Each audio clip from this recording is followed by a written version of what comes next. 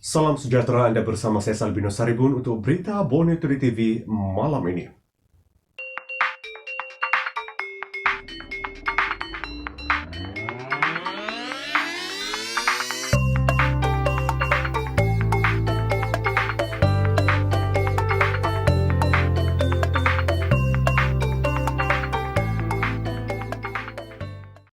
Kita ke perkembangan COVID-19 di Sabah hari ini. Selepas mencatatkan penurunan selama 2 hari berturut-turut, kes positif baru COVID-19 di Sabah meningkat kepada 271 kes hari ini berbanding 248 kes yang dilaporkan semalam, menjadikan jumlah kumulatif kini 31,057 kes. Ketua Pengarah Kesihatan Tan Sri Dr. Nur Hisham Abdullah berkata, 4 kes kematian dilaporkan di Sabah hari ini. Kesemuanya wanita berusia di antara 33 sehingga 92 tahun. 2 kes kematian dilaporkan di Hospital Tawau dan masing-masing 1 kes kematian di Hospital Lahadatu dan Hospital Tuaran. Ini menjadikan jumlah kumulatif kematian di Sabah meningkat kepada 224 kes. Hari ini, 237 pesakit telah sembuh, manakala 2,005 pesakit sedang menerima rawatan. Menteri Kerajaan Tempatan dan Perumahan, Datuk Seri Panglima Masidi Manjun berkata, aktiviti dan solat berjemaah 5 waktu di masjid dan surau di seluruh Sabah dibenarkan dengan kapasiti jemaah 1/3 daripada ruangan solat utama. Katanya, Kerajaan negeri bersetuju dengan cadangan Mufti Negeri Sabah untuk membenarkan aktiviti di masjid dan surau sepanjang Perintah Kawalan Pergerakan Bersyarat PKPB yang berkuat kuasa sehingga 20 Disember ini. Beliau berkata, kebenaran itu termasuk untuk solat berjemaah 5 waktu dan solat Jumaat di semua zon di negeri ini. Masidi berkata, untuk majlis akad nikah dibenarkan diadakan di dewan atau bilik khas masjid dengan kehadiran tidak melebihi 20 orang mengikut saiz ruang majlis. Semua yang hadir juga hendaklah menjaga disiplin diri dan mematuhi semua SOP yang telah dikeluarkan oleh pihak berwajib seperti jamuan makan dan minum dalam bentuk bungkusan saja yang dibenarkan. Untuk kehadiran di masjid, kanak-kanak yang dibenarkan hadir ke masjid dan surau adalah 10 tahun ke atas. Semua fasiliti perubatan tradisional dan komplementari termasuk fasiliti pengamal perubatan Islam dibenarkan beroperasi dengan syarat mematuhi SOP ditetapkan. Sehingga hari ini 283,603 bakul makanan telah diagihkan. Hak Sabah dalam industri minyak dan gas akan diperjuangkan. Timbalan Ketua Menteri Datuk Seri Dr. Jeffrey Kitingan mengucapkan tahniah kepada Kerajaan Sarawak yang berjaya menandatangani kontrak perjanjian komersial bersama Petronas semalam. Perjanjian itu membolehkan Kerajaan Sarawak melalui Petroleum Sarawak Berhad Petros memainkan peranan yang lebih besar dalam industri minyak dan gas dengan kerjasama bersama Petronas. Kerajaan negeri akan terus berjuang dan melakukan apa yang perlu bagi memastikan Sabah juga turut menandatangani perjanjian sama dengan Petronas kerana kedua negeri di Borneo ini mempunyai hak yang sama. Dalam satu kenyataan hari ini, Jeffrey berkata, dengan perjanjian sebegitu, ia dapat membantu membangunkan ekonomi Sabah dan mempercepatkan proses industrialisasi luar bandar yang jauh ketinggalan berbanding di semenanjung Malaysia. Apa yang lebih penting, perjanjian itu akan membantu memperkukuhkan hubungan persekutuan dengan negeri kerana ia menunjukkan komitmen persekutuan dalam memastikan sokongan berterusan diberikan kepada Kerajaan Perikatan Nasional. Jeffrey berkata, Sabah akan bekerjasama rapat dengan Kerajaan Sarawak dalam memastikan hak-hak di bawah Perjanjian Malaysia MA63 dipenuhi dan semua pelanggaran hak yang berlaku sebelum ini diperbetulkan.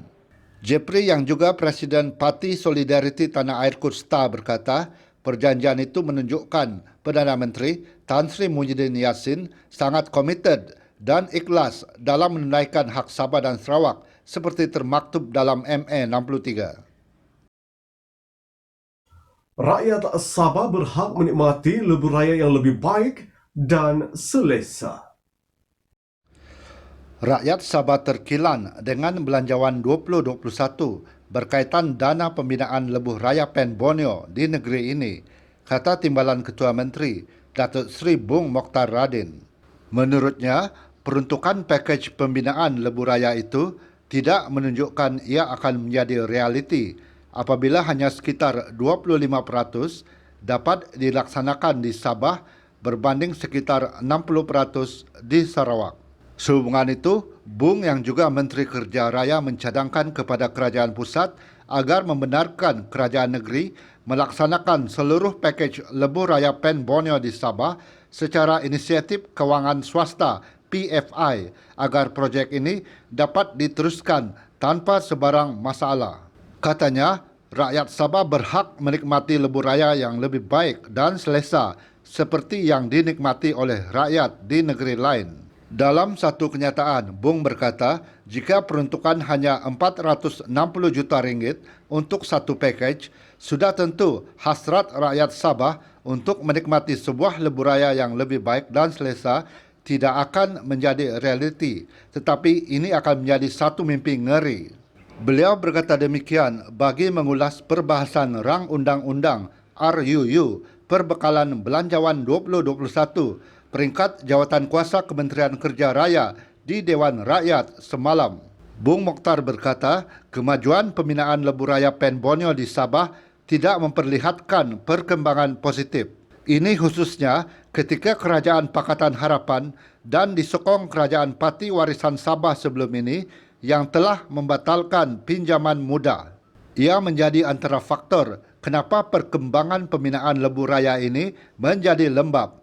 Tegas Bung, keadaan jalan raya di Sabah amat menyedihkan berbanding dengan negeri lain dan lebih malang semasa kerajaan warisan memerintah, mereka tidak melakukan sesuatu untuk penambahbaikan sistem perhubungan jalan raya di negeri ini.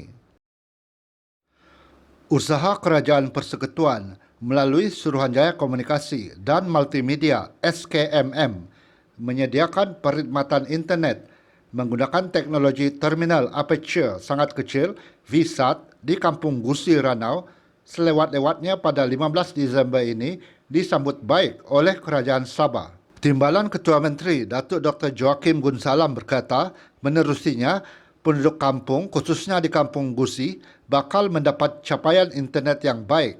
Joachim berkata demikian ketika melawat Kampung Gusi kemarin. Baru-baru ini, 2 pelajar Sekolah Menengah Kebangsaan Ulu Sugut cedera ketika mendapatkan isyarat jalur lebar bagi menyiapkan kerja sekolah di sebuah jambatan gantung yang tiba-tiba terputus di Kampung Gusi. Joachim yang juga Menteri Pembangunan Perindustrian berkata, kawasan pedalaman Sabah memerlukan rangkaian internet yang meluas bagi memudahkan penduduk setempat menggunakan kemudahan itu bagi tujuan pembelajaran maupun komunikasi seharian. Katanya, liputan internet yang sempurna penting terutama untuk kemudahan pelajar sekolah dan institusi pengajian tinggi, ekoran pelaksanaan kaedah pengajaran dan pembelajaran secara dalam talian ekoran pandemik COVID-19.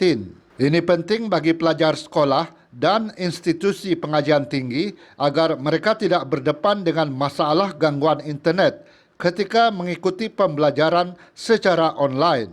Joachim yang juga ahli Dewan Undangan Negeri Kundasang turut melahirkan ucapan terima kasih kepada Ketua Menteri Datuk Seri Panglima Haji Ji Nor kerana memberikan keutamaan bagi mewujudkan 3 menara telekomunikasi kekal berhampiran Kampung Gusi di bawah Pelan Jalinan Digital Negara Jendela. Tambahnya, dengan capaian internet yang meluas akan memudahkan penduduk mendapatkan maklumat terkini mengenai program kerajaan, khususnya industri kecil dan sederhana. Ini selari dengan aspirasi kerajaan untuk menjayakan program Satu Kampung, Satu Industri.